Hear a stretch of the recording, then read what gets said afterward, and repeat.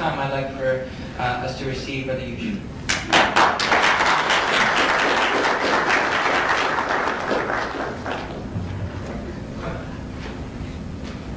Assalamu alaikum. To my non-Muslims, welcome.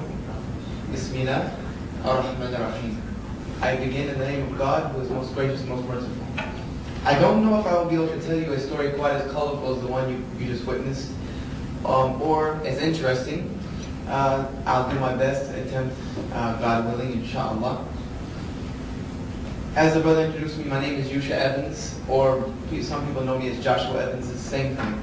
The two words are synonymous. Yusha and Joshua are synonymous. Yusha is Arabic, Joshua is English. But they both are the very same name, Joshua. And I changed my name when becoming Muslim. Since I am short of time, because I did get trapped in some very serious traffic, I'm going to try to be very quick and tell you a really, really long story in a very, very short amount of time. So bear with me if I speak too fast. Feel free to raise your hand and tell me to slow down, throw something at me, whatever you feel is necessary. I was born and raised in Greenville, South Carolina in a very, very strict religious Methodist upbringing. I was raised by my grandparents who, as they say, old-fashioned. Just to give you some glimpse into what I mean by old-fashioned and very strict religious, I'm going to use gender issues just because they paint a very good picture. When it came to girls, when I reached the age of puberty and started becoming interested in girls and not thinking they just had cooties, girls were a no-no in my house. Not so much a no-no as a sense that if I wanted to have a girl over to the house, it had to be an appointment set. My grandmother and grandfather had to know they were coming. And when they came, we had to sit in the formal living room, which in most southern homes you have a formal living room, then you have a dining room and all these other things. The formal living room, and my grandmother either had to be present in the room, or we had to be in the room while she was in the kitchen, cooking whatever with the door wide open so that she could hear the conversation and what was going on. So that was the type of understanding that they had, and this was the type of strictness of the home that I grew up in. We were very religious in the sense that we went to church every Sunday. We went to church Sunday evenings and sometimes on Wednesdays. And then Wednesdays became more regular as I got more older.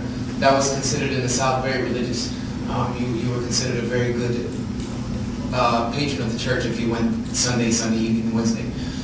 And that was not very difficult considering the fact that the church from my home was separated by two houses. You walk out of my house, you took a right, you passed one house, you passed another house, you walked straight into the wall of the church. So it was not very difficult for me to go to church that often. And that was how I was raised. We went to church. Before we ate, we prayed. Before I went to sleep, I prayed. Every time my grandmother had any commotion happen in the house, she prayed. The Bible was always open. We always read the Bible. My grandfather was always teaching me about Noah and Moses and David and Jesus and all these good things. So this was just the environment that I was brought up in. My mother had stepped out of the picture. My father was working two jobs, which was the reason I was being raised by my grandparents.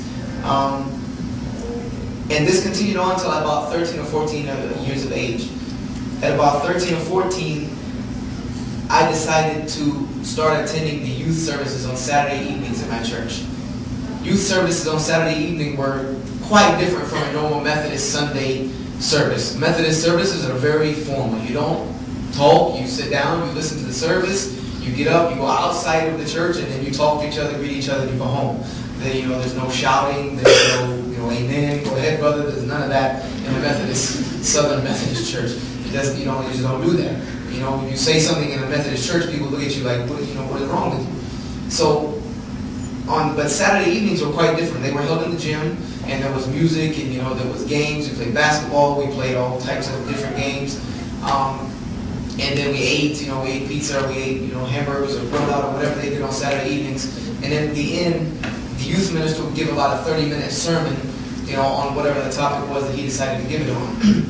And the youth minister was a 19-year-old friend of mine. He wasn't really a friend of mine. He was someone that lived as I was walking to the church. He was the last house before you got to the church. So I had known him all my life growing up. And he graduated high school. I was a sophomore, he had graduated. So in my freshman year, he used to give me a ride to high school before I had gotten my license. And as I started going to the youth services, we became very good friends. And he was attending a university in Greenville called Bob Jones University. Anybody familiar with the South and with Bible colleges, well, Bob Jones will ring a bell very much. It's considered one of the most conservative Christian colleges in the country. In the fact that men and women are separated at Bob Jones. You don't walk holding hands on campus. The women have to have there's a dress code for women. They have to wear clothes that are not revealing. They have to wear shirts that come to the ankles, shirt sleeves that come to the ankles, skirts that come to the wrists, skirts that come to the ankles. The men have to dress in an attire that is not, flashy and things of this nature. So Bob Jones is very, very conservative, which fit along with the scheme of how I was raised. So I wanted to attend Bob Jones as well, and he was attending Bob Jones, and his major was textual criticism. Any of you here who might be a major of religion or anything of that nature might understand what textual criticism is. Textual criticism, to try to make a huge field very visible, it's a study that takes many manuscripts, any type of manuscript. When it comes to Christian textual criticism of the Bible, it takes manuscripts of the Bible, which we know just of the New Testament, there are hundreds and hundreds and hundreds and hundreds of thousands of copies of the New Testament. The book of Matthew might have 50, 60, 70, hundreds of thousands of copies, and none of these copies are exactly the same. Not one single is exactly the same to the letter. So what a textual critic does is he sorts through all of these. He learns ancient Greek, ancient Hebrew, and Aramaic, and he tries to find out the date on these texts, and then which ones are the oldest, and not only which ones are the oldest, but which ones are the most original.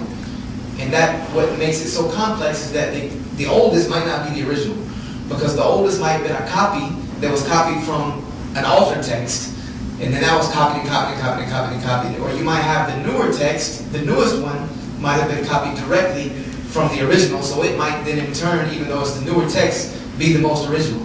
So that's the job of a textual critic, which is not a very easy job. So this was his major. He was studying textual criticism.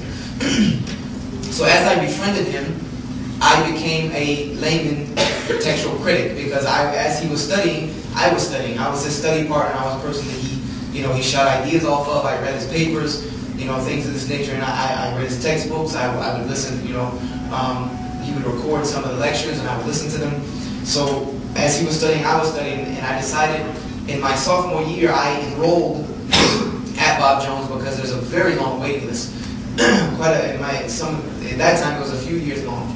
So I had already enrolled at Bob Jones and already decided my major was going to be textual criticism. And since that was the case, me and him together decided to take up a study of the Bible. We said to ourselves, and he told me that he said that if this is our book, this is what we call BIBLE, this is the basic instructions before leaving earth. Therefore, if this is the book, this is the Bible, we need to study it, we should know it, because this is what is going to get us into heaven. This is what is going to give us the guidelines and the evidences of the salvation of Jesus Christ. This is the evidence, this is the proof of it. So he said we need to know this book. So we began studying the Bible, and we started from Genesis 1:1. And we decided we're going to read through it from beginning to end, beginning to end, beginning to end. So in doing this on my own, as he was going to school and things of this nature, he had a job also. He was going a little slower than me. It took me, in the whole period that I did this, I read through it about 6, 7 times in about a period of 3 years. 2.5, 3 years, I went through it 6 or 7 times. And the Bible is a pretty big book. I will give it that. It's a pretty long read. But if you focus on it, and if you grew up in the environment that I grew up, that after school you did your schoolwork, and that was about it. I did not really go outside of the home much. Friends came over and things of that nature, but I was not really, given that much freedom to go out at that time. So I really was involved in these studies. And when he came home, I always wanted to have something to show him, because I always go to his house as soon as he came home from work or came home from school.